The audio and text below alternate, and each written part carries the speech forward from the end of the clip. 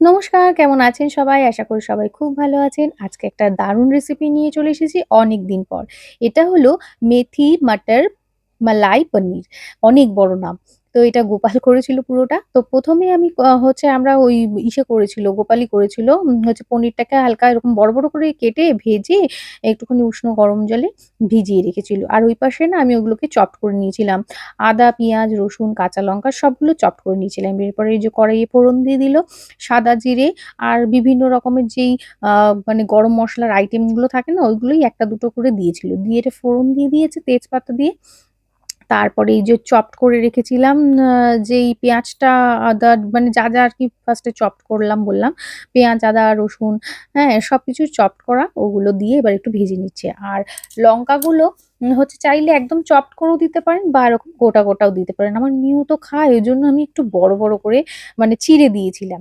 ওইদিকে ওটা ভাজা হচ্ছে, এদিকে আমি মেথি পাতাগুলোকে কিন্তু ভালো করে কচলে, কচলে ধুয়ে নিয়েছি। এরপরে যখন হচ্ছে পেঁয়াজটা এরকম ব্রাউন হয়ে যাবে তখনই টমেটোগুলো দিয়ে দিতে হবে। এটা কিন্তু খেতে খুব ভালো টেস্ট হয়েছিল। তো একবার আপনারা অবশ্যই বাড়িতে ট্রাই করে দেখবেন। এরপরে টমেটোটা গলে গেলে না ওই যে একটুখানি হলুদ আর একটুখানি শুকনো লঙ্কার গুঁড়ো দিয়ে দিয়েছে। এবার হচ্ছে তারপরে ওই কাজু বাদামটা দিয়ে দিল। দিয়ে এবার ভালো করে এটাকে মিশিয়ে কষাচ্ছে।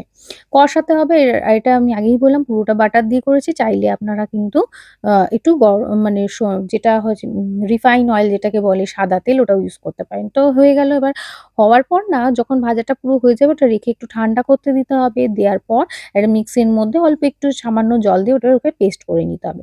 এরপরে ওই কড়াইয়ে আবার অল্প একটুখানি বাটার দিয়ে মেথিগুলোকে দিয়ে দিয়েছি। মেথি শাক যেটা, মেথি পাতার শাক সেটা দিয়ে আর কটা ওই মটর, কড়াইশুঁটি সেগুলো দিয়ে একটুখানি নেড়ে-চেড়ে ভেজে নিয়েছি।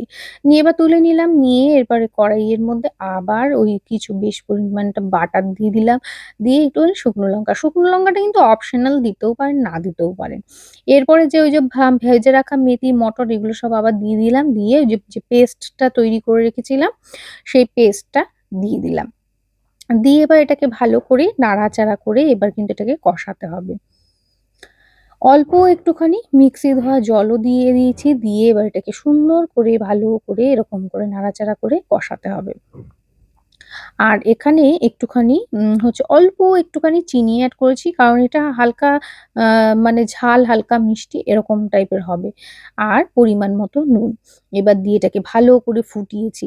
ভালো করে ফোটানো হয়েছে, কষানোর পর কিন্তু একটু জলও দিয়েছিলাম। ঠিক আছে? জল দেওয়ার পর এটা ভালো করে ফুটানো এরকম ফুটে গেলে এবার একে, একে এই যে পনিরটা আছে পনিরটা দিয়ে দেবো। দিয়ে এবার এটাকে ব্যাস হয়ে গেল। একটু ঢাকা দিয়ে রাখতে হবে কিছুক্ষণ। আ হচ্ছে এটা যাতে হয়ে যায় আরকি যতক্ষণ আরকি সময় লাগে পুরোটা হতে। তারপরে না একটুখানি যখন এটা ভালো করে ফুটে যাবে ১০ মিনিট মতো ফোটালেই হবে, বেশিক্ষণ লাগবে না। তারপরে ওই যে মালাইটা সেই মালাইটা এরকম উপর থেকে ছড়িয়ে দেবো। দিয়ে আবার বেশ কিছুটা বাটার দিয়ে একদম ঢেকে দেবো। ঢেকে বেশিক্ষণ না ২-৩ মিনিট মতো ঢাকা দেবো। ঢাকা দিয়ে তুলে নিলাম। এই যে বাটারটাও হালকা মেল্ট হয়ে গেছে। আর হচ্ছে এটা হয়েছে।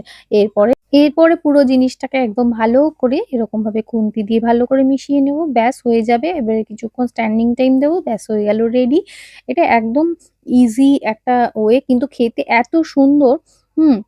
ভীষণ সুন্দর হয়েছিল খেতে। আমরা রুটি দিয়ে খেয়েছিলাম। আ তো কেমন লাগলো ভিডিও অবশ্যই জানাবেন। এটা পুরোটা আমার স্বামী করেছে। অবশ্যই ভালো বলতে হবে, তাই না? টাটা।